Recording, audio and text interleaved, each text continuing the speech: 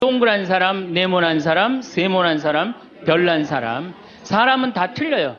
정말 제가 다 틀리다는 걸 얼마나 느끼느냐 하면은 내 친구들하고 냉면을 먹어도 내 친구 중에 아주 친한 친구가 하나 있는데 얘는 냉면을 먹으면은 달걀이 나오잖아요. 근데 걔는 흰자만 좋아해요. 근데 저는 노른자만 좋아해요. 저는 노른자만. 그래서 걔를 노른자를 빼놔요. 그럼 저는 노른자만 먹고 걔는 내 흰자 갖고 가고. 사람이 정말로 틀리는 것 같아요. A형하고 B형하고 A병하고 O형하고 밥을 먹었어요. 넷이서 밥을 먹었는데 성격이 다른 거죠. 꼭 P의 문제가 아니라 유형 이렇게 뭐 별 유형이 다 있듯이. 근데 보통 A병이 자기 하고 싶은 대로 한대잖아요. 그러니까 그냥 밥을 먹다가 승질이 났는지 어땠는지 숟가락을 내더니 확 나가버렸어요. 그랬더니 오지랖 넓은 O형이 궁금한 거예요. 앉아서 밥을 먹을 수가 없는 거예요. 제가 왜 나갔는지. 숟가락을 놓고 따라 나갔어요. 무슨 일인지 알아보려고. B형은 그러거나 말거나 주변에 신경을 안 써요. 나만 편안하면 되는 거야. 밥을 그냥 먹는 거예요. 계속 상관하지 않고. 그랬더니 소심한 A형이 밥이 안 넘어가는 거예요. 그래갖고 아무 신경도 안 쓰고 밥을 먹는 B형을 쿡쿡 찔르면서 한마디 합니다. 혹시 제 A병 나 때문에 삐져서 나간 거 아니냐. 그냥 신경 쓰지 말아야 되는 건데도 신경을 다 쓰는 거예요. 우리 이렇게 교우들 중에 굳이 내가 저 사람 이렇게 고민하고 괴로워하는 것까지 내 탓이 아닌데도 뭐 성당에서 뭐가 일이 잘못되면 다 누구 탓인 것 같아? 다 내 탓인 것 같아. 우리가 어디서 이게 교육을 받았느냐면은 루카복음 6장을 읽어보면은 뺨을 맞으면 다른 뺨을 돌려대고 겉옷을 달라고 그러면은 속옷을 두고 원수까지도 사랑하라고 가르칩니다. 원수까지도 사랑하라고 그러는데 정말 우리가 모두를 사랑해야 되는 거 아닌가 이런 생각 들잖아요. 그렇죠? 근데 예수님은 정작 다 사랑했을까요? 예수님 다 사랑하지 않으셨어요. 더욱이 12제자 중에 12제자 똑같이 사랑하지 않았어요. 12제자 중에 누구를 특별히 사랑했느냐면은 베드로, 야고보, 요한만 특별히 사랑했어요. 거룩한 변모 때 누굴 데리고 갔어요? 베드로, 야고보, 요한만 데리고 갔어요. 아니 그 기가 막힌 모습을 보여주려면 다 보여주지. 왜 3명만 데리고 가? 나머지 9명 기분 나쁘게. 그렇잖아요. 그리고 회당장 야이로의 딸 살리러 갈 때 누구만 데려갔느냐면 베드로, 야고보, 요한만 데려가요. 다른 사람은 그 부모 외에는 아무도 따라오지 못하겠다 그래요. 못 따라간 제자들 섭섭할 것 같아, 안 섭섭할 것 같아요? 근데 여러분들은 밥 먹으러 가는데 한 3명만 데려가야 되는데 나머지 6명 남아있으면 찝찝해, 안 찝찝해요? 앞으로는 그러지 마세요. 예수님이 겟세마니 동산에서 내 마음이 괴로워 죽을 지경이니 나와 함께 깨어 있어줘라. 그렇게 하고 가까이에 누구만 불렀느냐면 베드로, 야고보, 요한만 불렀어요. 예수님도 12 중에 3명만 이렇게 사랑했는데 여러분들은 레조 단원들 12이면 12명 어떻게 다 사랑해. 그 중에 3명만 사랑해도 누구하고 똑같아? 예수님하고 똑같은 거예요. 근데 놀랍게도 마태복음 18장에 이런 얘기가 나옵니다. 만약에 이웃이 잘못하면 우선 개인적으로 그러지 말라고 말하고 다음 한두 사람의 증인을 세우고 그래도 말 안 들으면 교회에 알리고 그래도 말 안 들으면 세리나 이방인 취급을 하라고 그래요. 그러니까 끝까지 끌어안으라는 말도 하셨지만은 어떻게 말 안 들으면 무슨 취급하라고 그래? 세리나 이방인 취급하라고 그래요.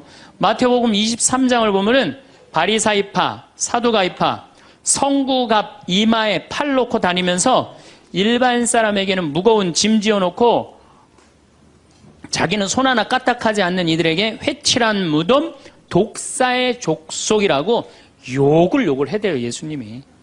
그러니까 예수님은 어떻게 모두를 다 사랑했어요? 아니에요. 마음에 안 드는 사람들, 단죄해야 될 사람 단죄하셨어요. 그 예수님 또 그렇게 많이 참지도 않으셨어요. 우리 교우들처럼 그렇게 많이 참지도 않으셨어요.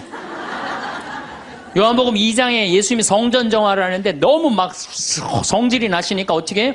상을 둘러엎고 채찍질로 그냥 정말로 난리를 치세요. 그러니까 여러분들도 이제는 너무 참지 마세요. 그러다가 여러분들 누가 다쳐요? 내가 다쳐요. 그런데 성당에 나오면 자기를 버리고 자기 목숨을 구하려 하지 말고 예수님 십자가를 지고 따라야 된다. 이 말이 꽉 귀에 들어오는 거예요. 순교자들이 이렇게 사셨다. 순교자들이.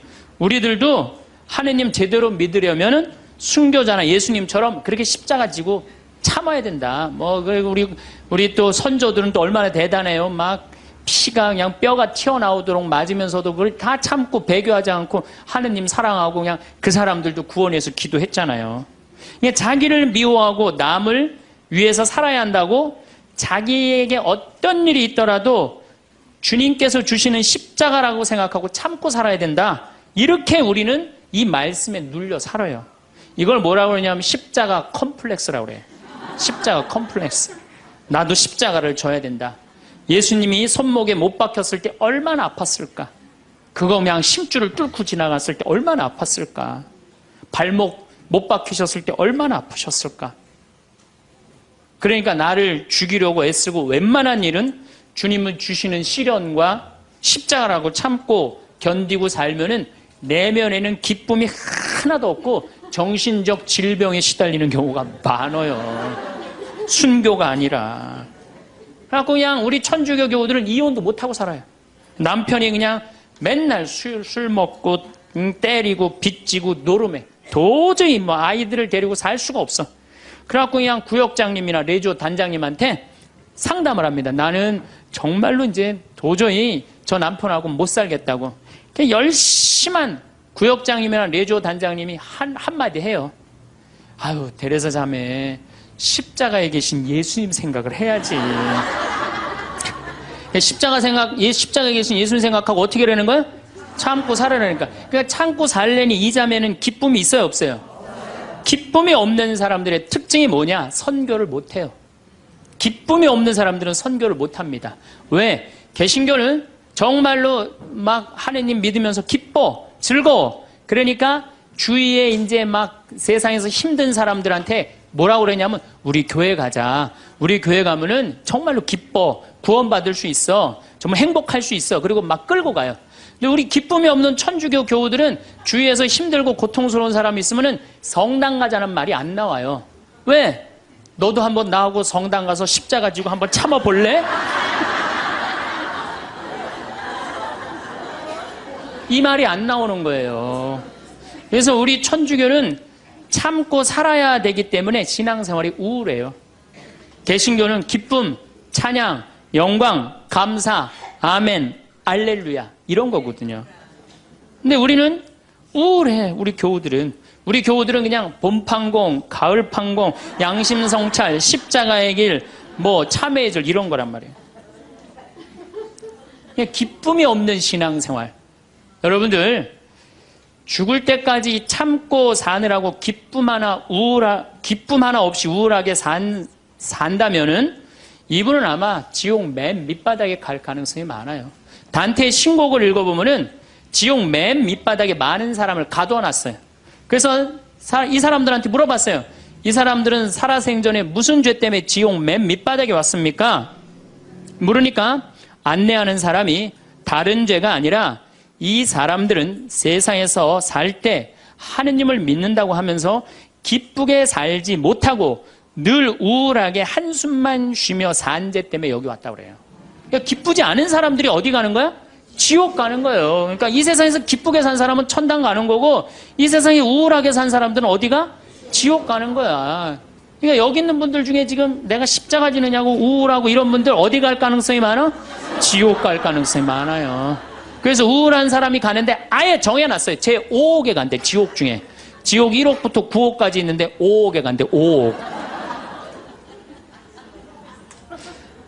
슈바이처 박사는 물 없는 강처럼 기쁨 없는 그리스도인, 기쁨 없는 신앙, 기쁨 없는 사람이 세상을 피곤하게 한다는 거예요. 여러분들 성당에서 나온다고 딱 모임을 가졌는데 그냥 우울하게 이렇게 앉아있으면은 그 사람 보고 있으면은 피곤해요, 안 피곤해요? 반짝반짝 웃는 사람이 있으면 기분 좋아요, 안 좋아요? 그러니까 기쁨이라는 게 굉장히 중요한 거예요. 참느냐고 그냥 이러지도 못하고 저러지도 못하고 그렇게 살면 안 된다는 거죠. 여기 지금 우리 교우들 지금 옷 입고 온 거 보면은 다 까만색이야, 다 지금. 아니, 명동으로 오면 좀 색깔을 이쁘게 입고 와야 될 거 아니야. 명동에 나오는데. 근데 우리는 화려한 옷 입으면 안 돼. 우리 천주교 교우들은. 내가 그 개신교 설교하러 갈 때 정말로 제가 많은 걸 배웠어요. 뭘 배웠느냐면은 예배하러 한 300명 정도가 나왔는데 전부 다 예쁜 옷을 입고 나왔어요. 정말로. 정말로 축제에 오는 것 같은. 그러니까 주일 예배하러 오는 것 같은.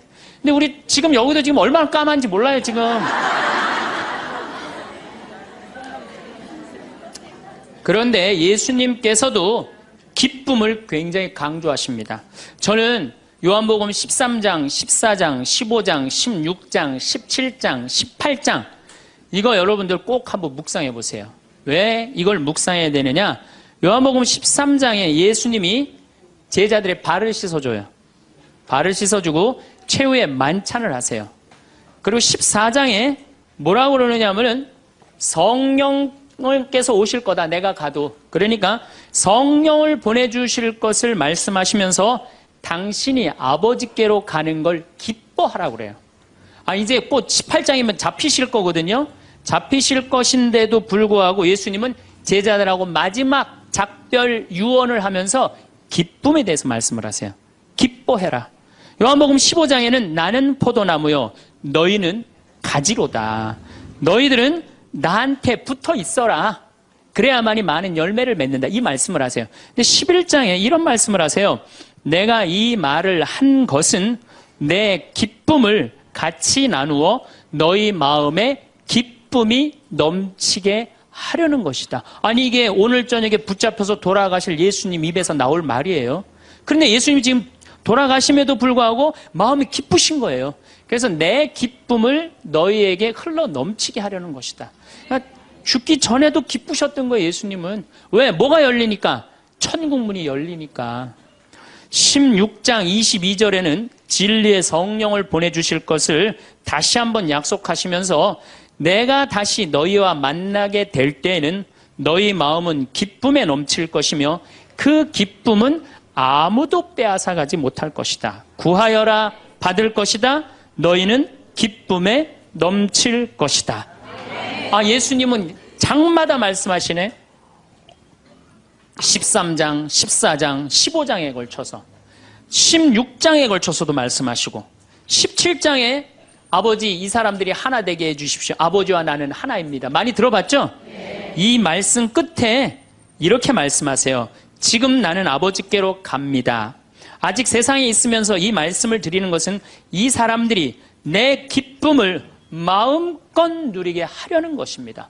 성서에 보면 온통 기쁨밖에 없는 거예요. 기쁨. 아니 지금 저 18장이면 잡으셔서 돌아가실 분이 마지막 유언에 마지막으로 하신 말씀이 뭐예요? 기쁨이에요. 기쁨. 그렇다면 여러분들은 신앙생활하면서 기뻐야 되지 않아요? 기뻐야 되는데 왜 이렇게 우울해? 왜 이렇게 청승을 떠냐 이거예요. 데살로니가 전서 5장 16절에 유명한 얘기죠. 항상 기뻐하시오. 그렇죠? 끊임없이 기도하시오. 어떤 처지에서든 감사하시오. 저는요, 이 구절보다 더 중요한 구절이 있어요. 그 다음 구절이 이것이 우리 주 예수 그리스도를 통하여 드러내신 하느님 아버지의 뜻입니다. 그러니까 여러분들이 항상 기뻐하고 어떤 처지에서든 감사하고 끊임없이 기도하는 것은 누가 예수님을 통하여 드러내신 누구의 뜻이야? 하느님의. 그러니까 기쁨과 감사는 우리의 본질이에요. 본질. 그러니까 우리가 신앙생활에 기뻐야 돼요. 필립보서 4장 4절 이 베드로 바오로 사도가 감옥에 갇혀서 쓴 거래요. 유명한 얘기예요. 주님 안에서 항상 기뻐하십시오. 다시 말합니다. 기뻐하십시오. 그래서 필립비서에 기뻐하라는 말을 16번이나 해요. 16번이나. 그리스도 안에서 기뻐하라고. 그러니까 여러분들은 신앙생활하면서 기뻐야 돼. 예수님이 일생 수고순환하셨기에 우리도 일생 수고순환해야 된다고 이야기하는 사람들 이거 잘못 알고 있는 거예요.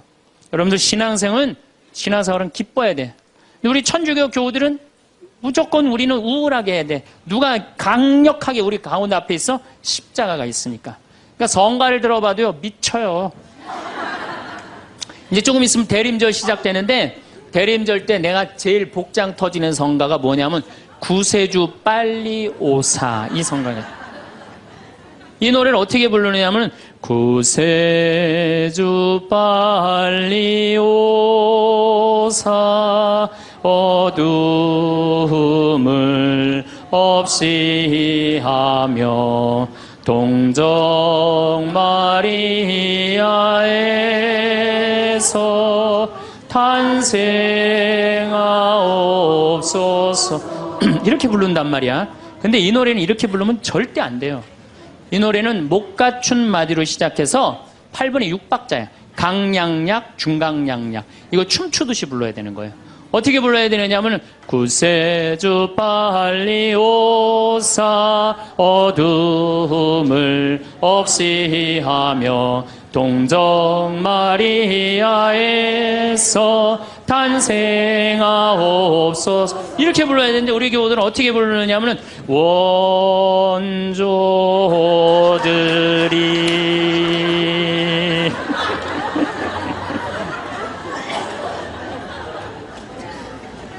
그러니까 그냥 구세주부로 빨리 가사는 구세주 빨리 오사라는 가사인데 하는 거 보면 장송곡이야. 장송곡.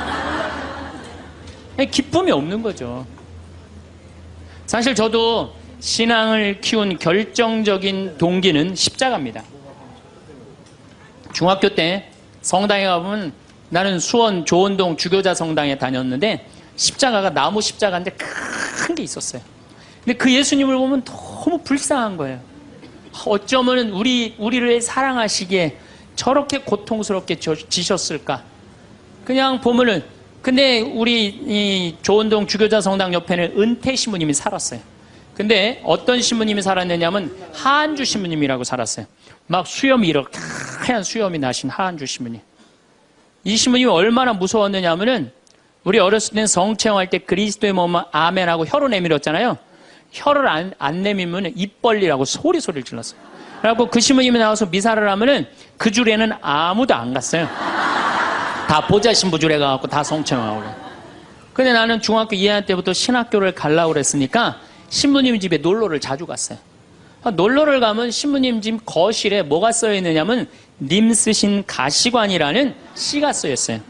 님의 전생애가 마냥 슬펐기에 님 쓰신 가시관을 나도 쓰고 살으리라.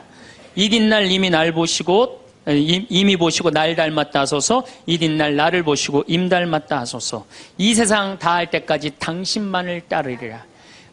그 시를 보는데 가슴에 팍 와닿더라고요. 님의 전생애가 마냥 슬펐기에. 얼마나 이게 이 중학생 그 가슴에 와닿아요. 우리 님이 한 번도 기쁘지 않고 전생애가 마냥 슬펐기에 나도 님 쓰신 가시관을 나도 쓰고 살으리라. 얼마나 이게 가슴에 와닿아요. 여러분도 그렇지 않아요? 전생애가 고통스러웠더니 불쌍하지 않아 예수님? 그래갖고 나도 그 님의 전생애가 마냥 슬펐기에 님 쓰신 가시관을 나도 쓰고 살으리라. 그거 하려고 신학교 들어갔어요.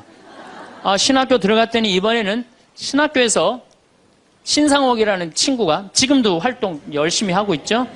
이걸 곡으로 써놨는데 기가 막힌 거예요. 우리 신학생들이 파티하고 축제 끝나면은 맨날 맨 마지막에 우리 신학생들이 이렇게 어깨 동무하고 부른 노래가 이 노래예요. 비장하게 부르는 거죠. 왜? 이 세상 다할 때까지 당신만 따른다고 신학생 포기하지 않고 신부로 살고 죽을 때까지 당신만 따르리라. 그러니까 어깨 동무하고 뭐 어떻게 부르느냐? 님은 전생애가 마냥 슬펐기에 님 쓰신 가시관을 나도 쓰고 살으리다. 이튿날 님이 보시고 날 닮았다 하소서. 이튿날 나를 보시고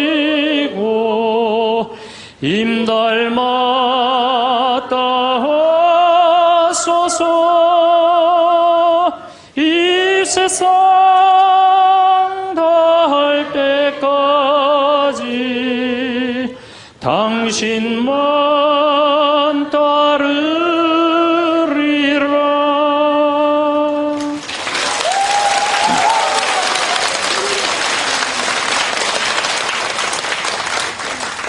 이렇게 청승을 떨면서 신학교 10년을 보냈어요.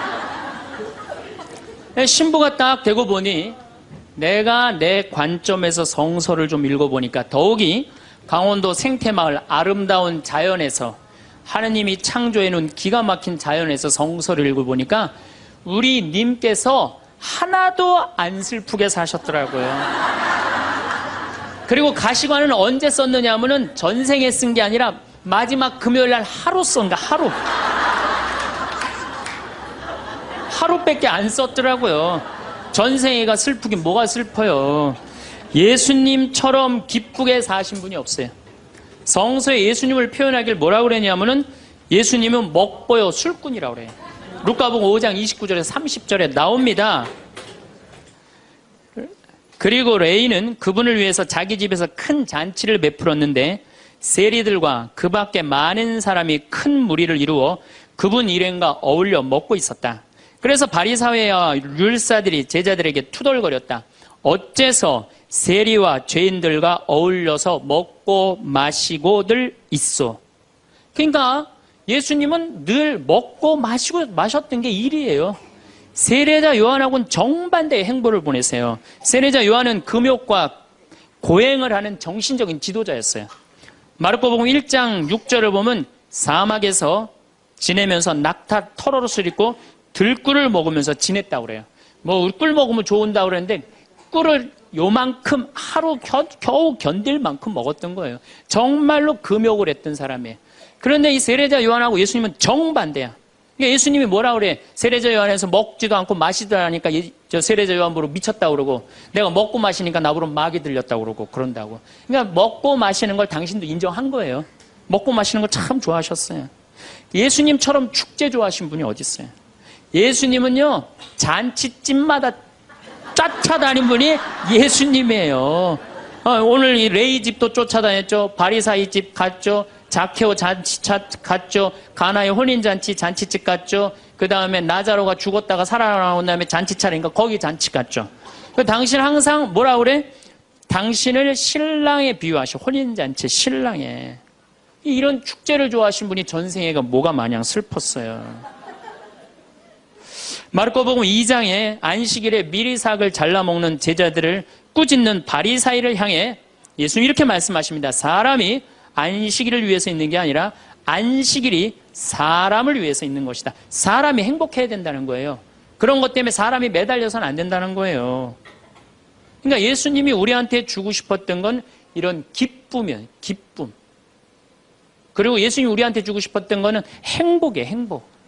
마태오복음 5장에 가장 산상설교 맨 첫 구절이 뭐예요? 행복론이에요. 행복론. 행복하여라 마음이 가난한 사람들. 행복하여라 마음이 깨끗한 사람들. 행복하여라 마음이 온유한 사람들. 행복하여라 슬퍼하는 사람들. 행복하여라 아픈 사람들. 행복하여라 옳은 일을 하다 박해를 받는 사람들. 너희는 기뻐하고 즐거워하여라. 하늘에 받을 상이 크다. 그러니까 우리 보러 행복하라고 그러는 거예요. 예수님 기쁨을 처음 입을 열어서 하신 거는 행복론이고 마지막에 돌아가실 때는 기쁨이에요. 기쁨. 우리한테 기쁨과 행복을 주고 싶었던 거예요. 근데 그냥 2000년 지나서 와서 보니까 그냥 천주교도들 그냥 기쁨과 행복은 온데간데 없고 옷은 다 까먹고 입고 와갖고 앉아갖고 그냥 원조들이 범죄 이러고 앉아있으면은 예수님 복장 터지겠어요? 안 터지겠어요? 또 예수님이 우리한테 주고 싶었던 게 행복, 기쁨뿐만 아니라 평화입니다. 이것도 우리 신앙생활에 아주 중요합니다. 예수님이 돌아가셨어요. 그리고 부활하셨어요. 3일 만에 부활하셨어요. 제자들한테 뭐라고 그랬냐면은 나는 3일 만에 다시 살아날 것이다. 근데 제자들은 이해를 못했어요. 죽고 난 다음에 살아난다는 말을. 그래갖고 예수님 돌아가시는 걸 보고 다 도망가 버렸어요. 이제 우린 끝이다. 그래갖고 심지어 어떤 제자들은 고기, 원래의 직업으로 돌아갑니다. 고기 잡으러 가요. 이제 우린 끝났으니까. 아이, 그렇게 3년 동안 그렇게 가르쳐놨는데, 그렇게 배신했는데, 얼마나 열받아요, 예수님은. 근데 예수님이 3일 만에 딱 살아나서 제자들 앞에 나타나요. 제자들이 당황스럽겠어요, 안 당황스럽겠어요? 우린 끝났는 줄 알았는데 다시 나타나니까 얼마나 당황스러워요. 그리고 나타나려면 1년 후에 나타나면 덜 미안해잖아요. 배반은 해놨는데 3일 만에 나타나면 얼마나 미안해요. 마음이 기쁘기도 하고 혼란스럽기도 한 거야. 근데 예수님이 이렇게 말씀하십니다. 너희들 내가 3일 만에 살아난다고 그랬느냐, 안 살아난다고 그랬느냐, 왜 배반했느냐, 이렇게 따지지 않으세요. 입을 열어 하신 말씀이 뭐냐면은 평안하냐, 내가 너희에게 평화를 주노라. 예수님이 우리한테 주고 싶었던 거는, 우리가 아무리 배반하고 나쁜 짓을 했어도 예수님이 나하고 마주쳤을 때는 우리가 당황하지 말고, 그렇죠? 미안해하지 말고 그러라고 무슨 말부터 건네세요? 평안하냐, 내가 너희에게 평화를 주노라. 예수님이 주고 싶었던 게 평화야. 자, 여러분들, 내가 성당 다니는데 기쁘지도 않고 행복하지도 않고 평화롭지도 않아. 성당 다니는 이유가 있는 거예요, 없는 거예요? 없는 거예요. 그러지 않으면 뭐하러 성당을 다녀요? 예수님이 가장 주고 싶었던 건데. 또 예수님이 우리한테 주고 싶었던 게 사랑이야. 요한복음 13장에 당신이 돌아가실 때가 알자 못내 사랑하던 제자들을 극진히 사랑하셨다고 그래요. 극진히. 얼마나 제자들을 사랑했으면 극진히 사랑했다고 그래요. 최후의 만찬 때 밥 먹으면서 누가 배반할 건지 막 자기네들끼리 의견이 분분했잖아요. 사도 요한이 예수님 가슴에 기대서 밥을 먹었어요. 베드로가 물어보라고 그래요. 예수님한테, 사도 요한한테 누가 배반할 건지. 저는 이 밥 먹는 장면에서도 예수님의 사랑을 느껴요. 마지막에 떠나면서 밥 먹는 장면에도. 여러분들, 본당신부님하고 회식을 해요. 너무너무 본당신부님이 잘생기고 편안하고 좋아. 그래갖고 그냥 먹던 밥을 들고 와갖고 신부님 가슴에 기대서 먹을 수 있는 분 계세요? 예수님의 품은 굉장히 넉넉하셨어요. 우리를 다 끌어안아 주시는. 예수님 우리한테 주고 싶었던 게 기쁨, 행복, 평화, 사랑. 그 다음에 맨 먼저 하실, 나는 너희에게 복음. 복음, 이게 영어로 뭐래? 굿뉴스. 다 알죠? 굿뉴스입니다. 좋은 소식을 전하러 온 거예요. 나는 하늘나라의 복음을 전하러 왔다. 굿뉴스. 좋은 소식을 전하러 오고, 예수님이 우리한테 최종적으로 열어주고 싶은 세상은 뭐였느냐 하면은 구원이에요. 구원. 근데 이 좋은 거를 갖고 내가 즐겁고 행복하게 살아도 지금 현찬을 판국인데 우리가 그냥 우울하게 그냥 청승 떨면서 달면 옷도 다 까만 옷만 입고 다니고 말이야.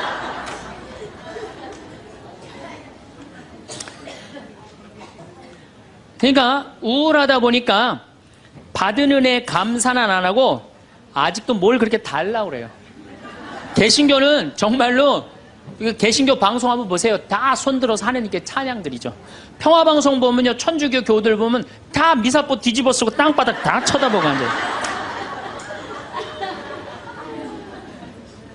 그러니까 이게 감사의 신앙생활하는 사람이랑 간구의 신앙생활하는 사람이랑은 차원이 틀려요. 감사드리는 사람들, 찬양드리는 사람들은요 그냥 저절로 뜨거워요.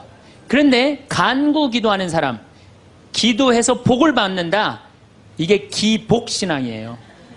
성당에 나와갖고 뭐 이거 달라 저거 달라 이거 해달라 저거 해달라 기도하는 분들 있죠? 기도해서 복 받는 거, 그거 기복신앙이에요. 아, 우리 무당한테만 가갖고 기복신앙 있는 거 아니에요. 성당에 나와서도 기복신앙들 많습니다. 그래갖고 그냥 우리 신부들이 그냥 서양 무당인 줄 알고 그런 분들 많아요. 그래갖고 그냥 저한테 와갖고 그냥 제가 그냥 뭐 무슨 능력이 뛰어난 줄 알고 어디 성령 기도회 가면 안수 기도 해달라는 분, 오늘도 2분 해드렸어요. 물론 오늘 해드린 안수는 내가 기적을 일으키려고 한 건 아니에요. 그냥 하느님의 축복을 빌어준 거지. 그런데 많은 경우 할머니들이 신부님 골 아파요, 신부님 허리 아파요, 신부님 무릎 아파요, 안수기도 좀 해주세요. 신부님이 해주면 나을 것 같아요. 난 또 착하니까 해주죠. 근데 난 능력이 없는 걸. 그래갖고 머리에 손을 얹고 내가 뭐라고 기도하느냐면은, 하느님 이 할머니 골이 아프답니다. 내가 해줄 수 있는 건 그것밖에 없어요. 내 손에서는 아무것도 안 나와요. 난 사람도 한 명도 없고. 그러니까 제가 한 2년 전부터 안수기도 안 해줘요. 왜? 아무것도 안 나오는데 누르고 있는 나도 한심하고, 아무것도 안 나오는데 머리 디미는 교우들도 불쌍하고. 그래서 안 해줘요. 여러분들, 정말로 우리가 얼마나 감사하냐. 여기 적어도 명동까지 걸어서 오신 여러분들은 행복한 분들이에요. 눈 2개, 콧구멍 2개, 입 있으면 다 받은 거예요. 정말로. 여러분들, 눈 하나 갈아 끼는데 얼마가 드느냐? 내가 조사를 확실히 해보니까 사실은 이거는 그렇게 하면 안 되는 건데, 눈 하나 정말로 갈아 끼는데 그 장기 매매 시장에서 하나에 1억에 1억. 2개면 2억에 2억. 여러분들 지금 이게 지금 얼마를 깔고 있느냐면 2억을 지금 눈에 깔고 있는 거야. 2억을. 감사해요, 안 감사해요?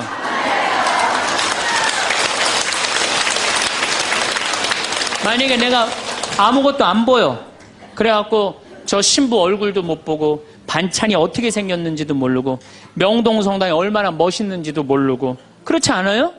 아무것도 지금 다 보고 있는데 얼마나 감사해요. 감사하지 않아요? 감사해요. 신장 하나 갈아 낀데 3천만 원, 간 갈아 낀 데는 7천만 원이에요. 이것만 대충 따져도 3억을 여러분들 여기 지금 깔고 있는 겁니다. 근데 뭘 우리 하느님한테 달라고 그래요? 다 주셨구만. 만약에 여러분들 내가 쓰러져 갖고 앰뷸런스에 실려간다. 1시간 산소호흡기 되는데 얼마를 내야 되냐면 36만 원 내야 돼요. 근데 여러분들 지금 공짜로 지금 오전 10시부터 지금까지 몇 시간 마신 거예요? 지금 5시간 마신 거예요. 한 200만 원 벌은 거지 앉아서. 감사해요, 안 감사해요? 하루면 1,000만 원 버는 거예요. 이렇게 받은 은혜 감사하기도 바쁜데 뭘 그렇게 하나님한테 달라고 그러세요? 신부님, 빚이 너무 많아요. 빚도 걱정하지 말아라. 갚다 못 갚으면 죽으면 되지 뭘 걱정하고 그래. 중요한 건 뭐냐면 여러분들 지금 빚 걱정한다고 갚아줘요? 안 갚아줘요. 빚은요 세월이 갚는 거예요. 그럼 세월한테 맡기세요. 세월한테 맡기고 나 오늘 하루를 살더라도 즐겁게 살아요. 아깝지 않아 이 하루? 그렇죠? 그러면 오늘 하루 정말 즐겁고 행복하게 살다 보면은 빚도 시간 지나면 갚아지는 건데 그걸 그냥 끌어안고 그냥 주님께서 여러분과 함께 마음을 드높이 우리 주 하느님께 감사합시다.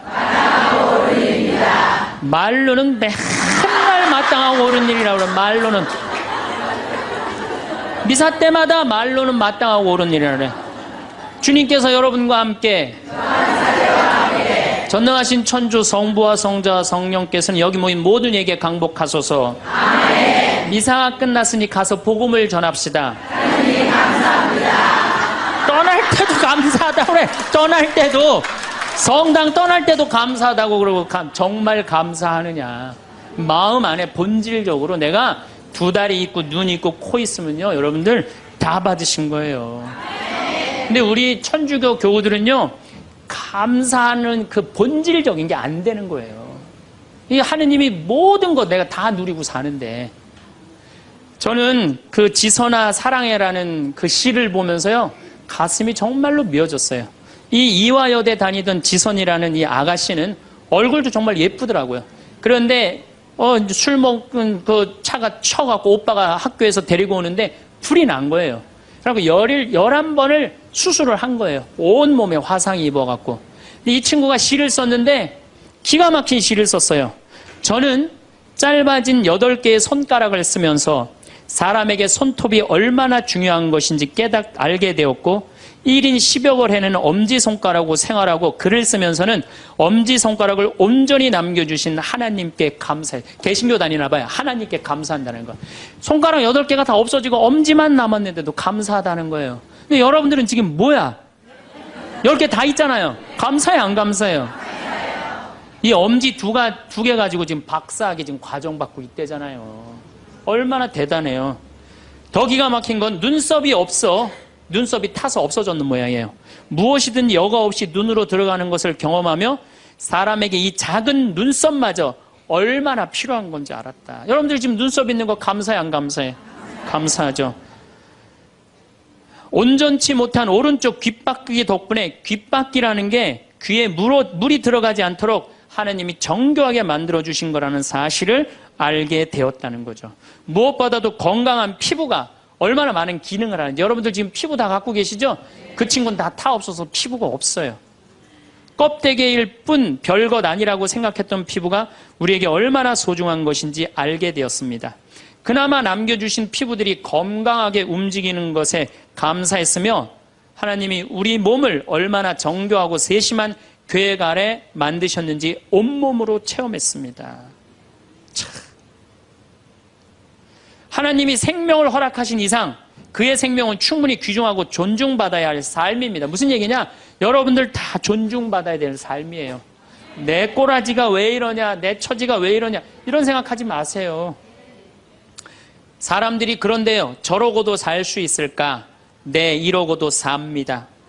몸은 이렇지만 누구보다 건강한 마음임을 자부하며 이런 몸이라도 전혀 부끄러운 마음을 품지 않게 해주신 하나님을 찬양하며 이런 몸이라도 사랑하고 써주시려는 하나님의 계획에 감사드리며 저는 이렇게 삽니다. 누구보다도 행복하게 살고 있습니다. 정말로 이렇게 이 상황이 안 좋은 사람도 감사하고 찬양하고 그리고 살아가는데, 아니 눈 2개, 콧구멍 2개, 다리, 손가락 10개, 귓바퀴, 눈썹 다 있는 여러분들이 한탄을 한다, 원망을 한다. 이거 우리 지금 뭐가 잘못 살고 있는 거예요. 신앙인으로서 숨만 쉬어도 감사한 거예요. 숨만. 그리고 이 대한민국처럼 잘 먹고 잘 사는 나라 있어요? 이렇게 잘 먹고 잘 사는 나라 없어요. 제가 아무리 돌아다녀 봐도 한국처럼 좋은 나라가 없어요. 내가 일본에 가갖고 회를 정식을 시켰어요. 회를 정식을 시켰는데 딱 2점 나오더라고요. 그래서 나는 그게 맛백인 줄 알았어. 맛백이. 그래서 홀딱 먹었어요. 아무리 기다려도 회가 안 나오는 거예요.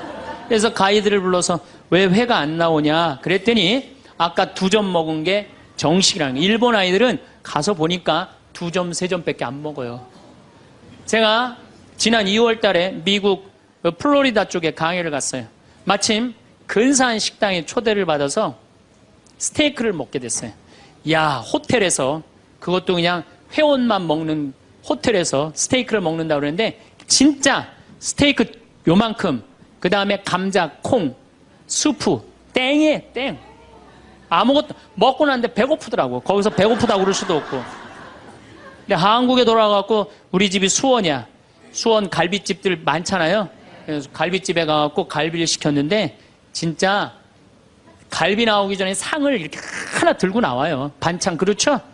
나는 갈비집 갈 때마다 궁금한 게 갈비 먹으러 가는데 게장이 왜 나오는지 난 이해가 안 돼. 게장 나오지. 그 다음에 또 뭐 나와요? 저기 뚝배기에다가 계란. 그렇죠? 요즘은 다 그거 나오더라고. 그 다음에 또 메추리알. 그 메추리알은 어디나 다 나오는 거고. 그 다음에 사라다 나오죠. 그 다음에 부침개 나오죠. 또 기다리시는데 배고프시다고 국수 말아서 나오죠. 그것만 먹어도 배불러요, 사실은. 그리고 이제 갈비가 4명이 가면 또 딱 4인분 나오면 그냥 그거 먹으면 배가 빵빵해요. 근데 우리는 배 빵빵하면 안 돼요. 배가 터질 때까지 먹어야 돼요. 2인분을 더 시켜요. 그래갖고 그냥 배가 터질 때까지. 그래갖고 그냥 정말 배가 터지기 일보 직전이야. 그런데 대한민국에만 나오는 장면이 하나 있어요. 배가 터질 것 같이 먹어갖고 갈비뼈가 다 널브러졌으면은 아줌마 하나가 쓱 나와서 이렇게 물어봅니다. 냉면을 먹을래? 된장찌개를 먹을래?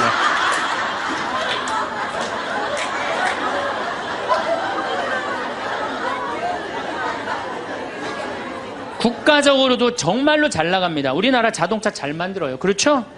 텔레비전 잘 만들어요. LED 텔레비전이라고 미국 시장 96% 휩쓸고 있어요. 자동차도 정말로 도요타 지금 막 추월하려고 그러는 판이에요. 반도체 잘 만들죠. 배 잘 만들죠. 97년 IMF 터졌을 때 아시아 전체가 다 IMF 터졌어요. 근데 우리나라처럼 IMF를 잘 극복한 나라는 없어요. 미국이 우리나라 기업 다 먹으려고 그랬는데 국민들이 금 모아갖고 그거 상환할 줄은 꿈에도 몰랐던 거예요. 대단한 민족이에요. 정말로. 그리고 2008년 금융위기도 우리나라가 참 잘 극복했어요. 그럼 국민들이 이렇게 행복한 나라에 살면 자부심을 가져야 될 거 아니야. 그렇지 않아요? 요즘 잘 나가요. 여러분들 일본 소니가 우리나라 삼성에 떨어진 지 5년 됐어. 5년. 그렇게 따라가려고도 안 되는 거예요. 예? 텔레비전 잘 만들지. 작년에는 일본이 무역 흑자 200억 달러였는데 우리나라는 400억 달러예요. 올해도 잘 나가고. 근데 뭐가 그렇게 불만이 많어? 만족하고 살면 되는데 국민들이 욕심이 너무 많아요. 여러분들, 제가 세계 경제 10위권까지 들어간 나라 중에 다른 나라 침략하지 않은 나라가 없어요. 다 다른 나라 거 뺏어서 저렇게 잘 먹고 잘 사는 거예요. 우리나라가 작년에 수출 9위, 올해는 수출 7위가 올랐은데요. 경제 규모로는 15위지만은 그래도 경제권 10위권에서 이 조그만 나라에서 왔다 갔다 해요. 그런데 생각을 해봐요. 세계 10위권까지 들어간 나라 중에 다른 나라 침략해서 다른 나라 뺏어갖고 이렇게 잘 먹고 잘 사는 거예요. 미국 다른 나라 침략해 안 해요? 지금 이라크 석유 뺏어갖고 저렇게 잘 먹고 잘 살잖아요. 일본 침략했어요 안 했어요? 정말로 우리나라 저 강원도의 소나무 다 잘라갖고 저렇게 잘 먹고 잘 사는 거예요. 영국 침략했어요 안 했어요? 스페인 남미 거 다 뺏어다 먹었어요. 그렇죠? 프랑스 아프리카 다 베트남 거 다 뺏어다 먹었어요. 포르투갈, 네덜란드, 독일, 이탈리아 잘 산다는 나라냐 다른 나라 침략해서 다 뺏어서 잘 먹고 잘 사는 거예요. 그래서 저는 여행 다닐 때 이 코 큰 놈들 얼굴 다니면 제가 뭐라 그러는지 알아요? 이놈들아 고개 숙이고 다니는 도둑놈들아. 왜? 너희들은 아프리카, 인도, 아시아, 남미 거 다 뺏어서 지금 호의호식해서 사는 거야. 지금 너희들은 아시아, 남미, 아프리카에 굶는 사람들 너희들은 당연히 도와야 돼. 왜? 니네들이 다 뺏어간 도둑놈들이니까. 그런데 세계 경제 10위권까지 진입한 나라 중에 다른 나라 한 번도 침략한 적 없이 우리끼리만 이 자리에 올라온 나라가 한 나라가 있어요.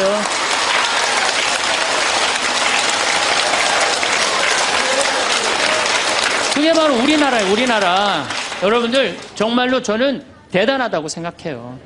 그래갖고 이 대단한 사람들이 모여갖고 살아갖고 우리나라 이름이 뭐냐면 대한민국이에요. 대한민국.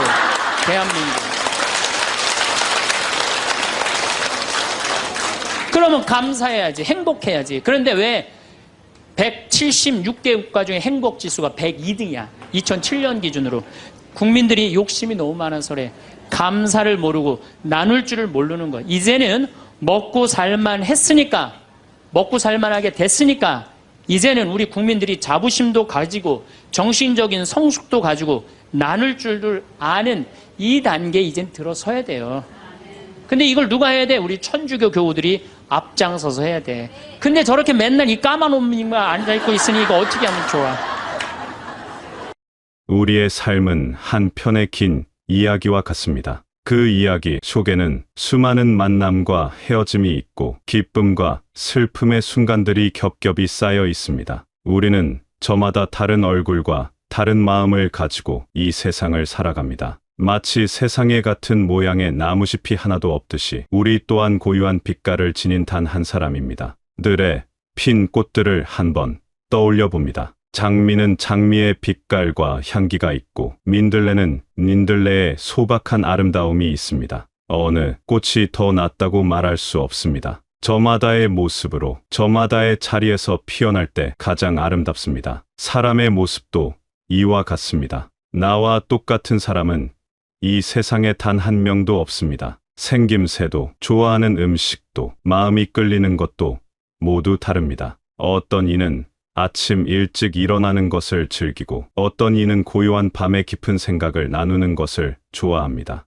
그것이 틀린 것이 아닙니다. 그저 다를 뿐입니다. 우리는 살아가면서 나와 다른 상대를 바꾸려 애를 쓰곤 합니다. 내 생각에, 내 방식에 상대를 맞추려고 합니다. 하지만 그것은 마치 둥근 돌을 억지로 네모나게 깎으려는 것과 같습니다. 돌멩이만 상처 입고 내 마음에도 실망의 그늘이 집니다. 평화는 상대를 내 모습대로 바꾸는 것에서 오지 않습니다. 있는 그대로의 모습을 가만히 인정하고 바라봐 줄 때 찾아옵니다. 아, 저 사람은 저런 생각을 하는구나. 나와는 다르지만 그럴 수 있겠구나. 이 단순한 인정이 마음의 무거운 짐을 내려놓게 합니다. 서로의 다름을 존중하는 마음은 마치 가뭄에 내리는 단비처럼 우리의 관계를 촉촉하게 적셔줍니다. 다른 사람의 다름을 인정하는 것만큼 중요한 것이 있습니다. 바로 내 마음속에서 일어나는 수많은 감정들을 있는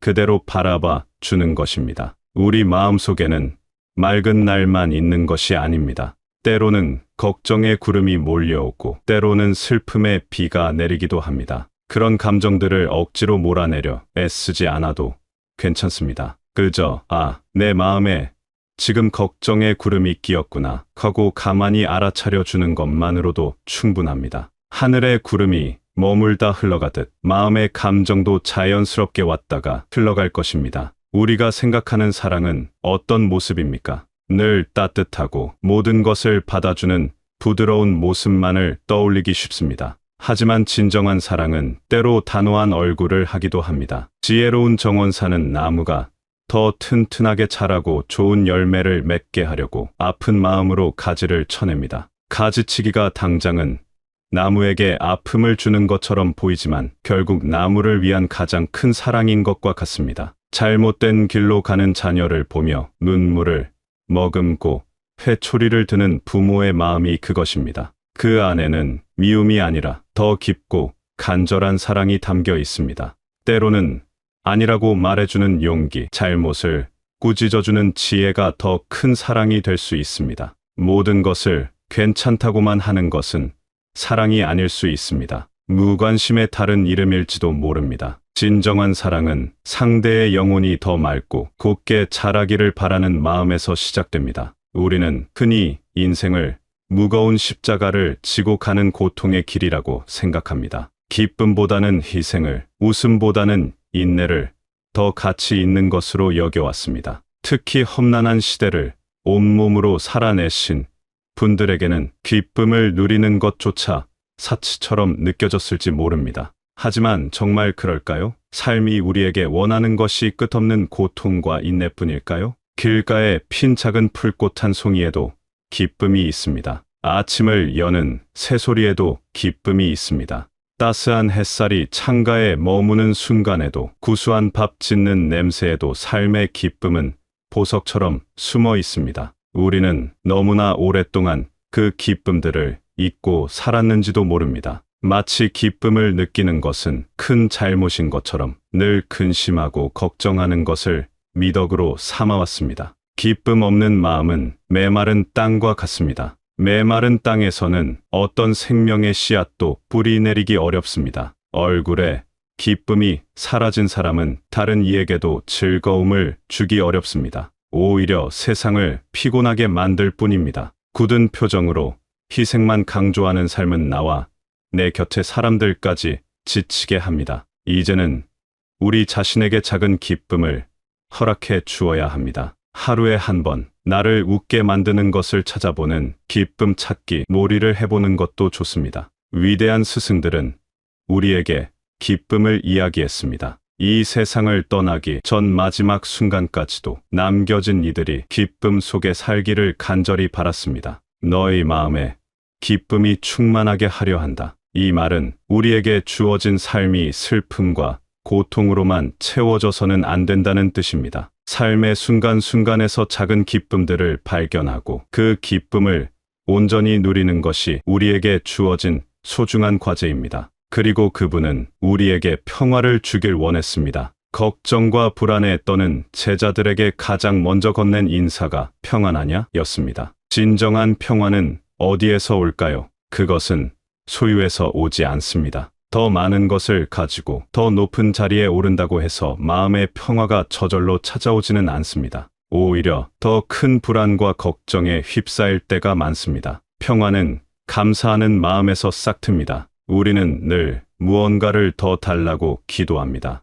건강을 주십시오. 재물을 주십시오. 자식의 성공을 주십시오. 간절히 바라는 마음은 자연스럽지만 우리는 이미 받은 것들을 잊고 살아갑니다. 오늘 아침 내 두 발로 땅을 딛고 일어설 수 있었다는 사실에 감사해 본 적이 있습니까? 창밖의 하늘빛을 볼 수 있는 눈이 있고 사랑하는 이의 목소리를 들을 수 있는 귀가 있다는 것에 감사해 본 적이 있습니까? 우리는 너무나 많은 것을 당연하게 여기며 살아갑니다. 손에 쥔 것들의 소중함은 잊은 채 손에 없는 것만을 바라보며 한숨 짓습니다. 지금 이 순간 가만히 눈을 감고 헤아려 봅니다. 내게 주어진 것들이 얼마나 많은지를 말입니다. 맑은 공기를 숨 쉴 수 있는 것, 따뜻한 물 한 잔을 마실 수 있는 것, 나를 기억해 주는 사람이 있다는 것, 그리고 기뻤던 기억, 아팠지만 나를 성장시켰던 기억들까지도 모두 나의 소중한 재산입니다. 이 모든 것이 기적과 같은 선물입니다.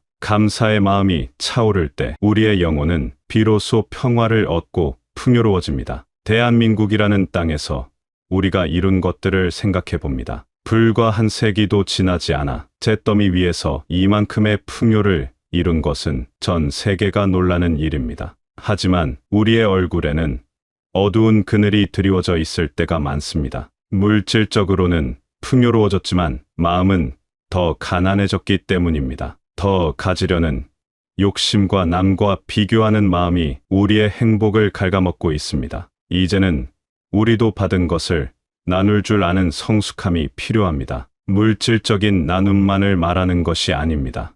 따뜻한 눈빛 한 번, 다정한 말 한마디를 건네는 마음의 나눔이 더 중요합니다. 내가 먼저 웃으며 인사할 때 세상은 나에게도 미소로 화답할 것입니다. 나의 작은 친절이 누군가에게는 하루를 살아갈 힘이 될 수도 있습니다. 이것이 우리가 세상에 남길 수 있는 가장 아름다운 유산 중 하나입니다. 돈이나 명예가 아닌 내가 베푼 작은 친절과 사랑의 기억들이 우리가 떠난 뒤에도 오래도록 남을 것입니다. 우리의 삶은 저물어가는 것이 아닙니다. 더욱 깊어지고 향기롭게 익어가는 과정입니다. 얼굴에 새겨진 주름은 고생의 흔적이 아니라 수많은 날들을 살아낸 지혜의 지도입니다. 웃음 지었던 날의 기억이 눈가에 새겨지고 깊이 생각했던 날의 흔적이 미간에 남았습니다. 사랑하는 이를 떠나보낸 슬픔과 새로운 생명을 맞이했던 한이가 모두 그 안에 담겨 있습니다. 당신이 걸어온 모든 발자국은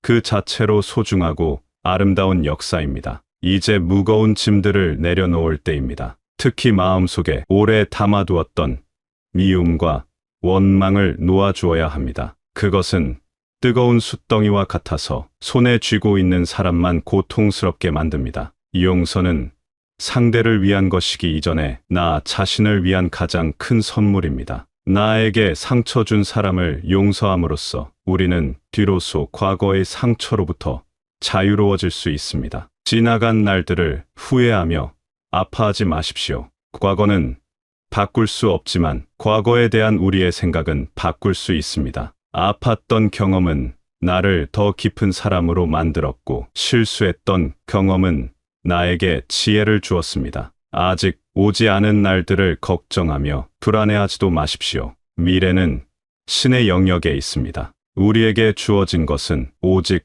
오늘이라는 이 순간뿐입니다. 오늘 하루 작은 기쁨 하나를 발견하고 온전히 누릴 수 있다면 그것으로 충분합니다. 따뜻한 밥 한 끼에 감사하고 스쳐가는 바람의 감촉에 미소 지을 수 있다면 당신은 이미 가장 행복한 사람입니다. 나 자신에게 조금 더 너그러워지십시오. 과거의 실수에 대해 스스로를 용서하고 느려지는 몸의 변화를 자연스럽게 받아들여 주십시오. 지금까지 정말 애쓰며 살아오셨습니다. 당신의 모든 순간을, 그 안에 담긴 모든 감정을 가만히 끌어안아 줍니다. 당신은 충분히 사랑받을 자격이 있으며 충분히 행복할 자격이 있습니다. 당신의 남은 날들이 걱정보다는 평안으로, 한숨보다는 감사로, 고독보다는 따스한 연결감으로 가득하기를 바랍니다. 당신의 존재 자체가 누군가에게는 잔잔한 위로이고 세상에 하나뿐인 소중한 선물입니다. 당신이 들려주는 예시하기 하나, 당신이 건네는 따뜻한 미소 하나가 세상을 더욱 아름답게 만듭니다.